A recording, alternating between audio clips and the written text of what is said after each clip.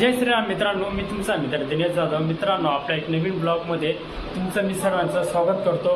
तर मित्रांनो, आज आहे 14 एप्रिल, भारतरत्न डॉक्टर बाबासाहेब आंबेडकर यांची जयंती. तुम्हाला व तुमच्या परिवाराला भारतरत्न डॉक्टर बाबासाहेब आंबेडकर यांच्या जयंतीनिमित्त हार्दिक शुभेच्छा. तर मित्रांनो, आज आपण जाणार आहे इथे सटाण्यामध्येच आहे, सोरसुनाट ब्रास बँड आहे. तर ब्लॉग पूर्ण बघत राहा. आम्ही गेलो होतो सकाळी दीपक बँड गलंगी पाहिला वणीगडावरती.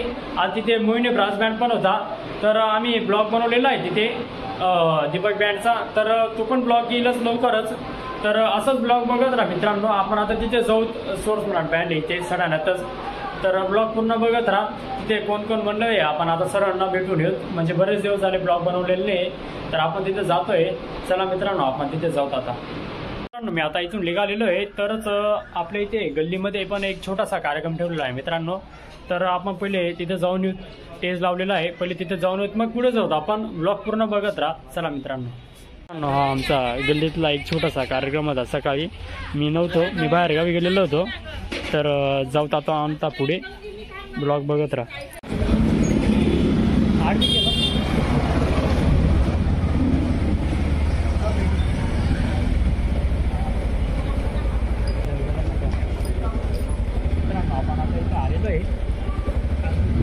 आपण आलेलो आता इथे तयारी चालू आहे. सर्व गाडी सजवली गेलेली आहे. मी सर्व म्हणजे आता तिकडे रथ सजवत आहे थोड्या वेळात.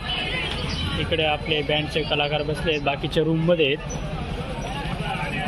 हे आपले बापू आहेत मध्ये.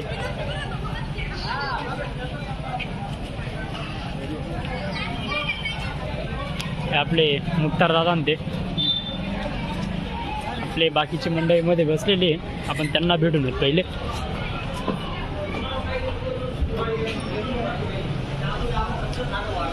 हे आपले बँडचे सर्व कलाकार. आपले कीबोर्ड साफ करत आहे मित्रांनो.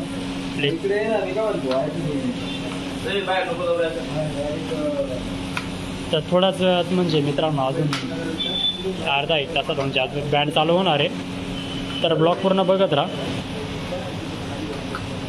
आपलं कीबोर्डचं काम झालेलं आहे. हे आपले कृष्णा भाऊ आहे. आपले सर जॉईन झालेले आहे आणि यावर्षी त्यांचं नागपूर परफॉर्मन्स कम्फर्टेबल आहे. तरी तुम्ही त्यांना सपोर्ट करा आणि थोडं आणखी तुमच्यावर असेल ते असं देऊन टाका एक्स्ट्रा. चला मित्रांनो, आपण आता बाहेर जाऊ. गाडीची तयारी चालू आहे. चला मित्रांनो, आपण आता आलेलो इथे.